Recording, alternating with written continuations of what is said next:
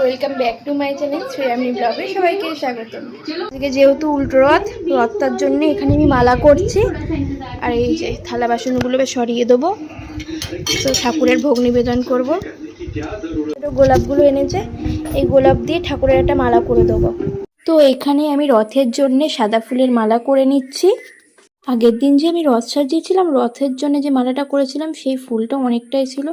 আজকে ফুল অল্পই তুলেছি, তাই একটা একটা করে ফুল দিয়ে এখানে মালা করে নিচ্ছিলাম। আর মধ্যিখানে নীলকণ্ঠ ফুল দিয়ে দিচ্ছিলাম যেন ফুলের মালাটা দেখতে ভালো লাগে। এখানে আমার এতটা ফুলের মালা হয়েছে, এখন এতটা করতে হবে। আর এইদিকে দেখো ফুলের মালা আমার হয়ে গিয়েছে। এবারে সুতোটা কাঁচি দিয়ে কেটে ঘেরো বেঁধে দেবো।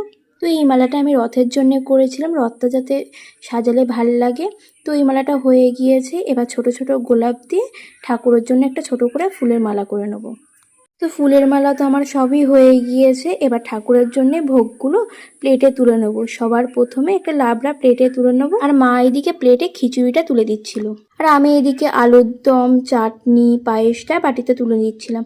আর এইদিকে 5 রকমের ভাজা, খিচুড়ি, আলুর দম, লাবড়া, পায়েস, চাটনি সব প্লেটে তোলা হয়ে গিয়েছে। এবার ঠাকুরের সামনে ভোগগুলো নিয়ে গিয়ে বসিয়ে দেবো। এদিকে রথটা আমি সুন্দর করে সাজিয়ে দিয়েছি। আর ভোগে একটা একটা করে তুলসী পাতার ফুল দিয়ে দেবো। তুলসী পাতা না দিলে কিন্তু ভোগ অসম্পূর্ণ। তো আজকের জন্য টাটা, দেখা হচ্ছে নেক্সট ব্লগে। ভিডিওটা ভালো লাগলে লাইক, কমেন্ট, শেয়ার আর সাবস্ক্রাইব করে দেবেন। বাই।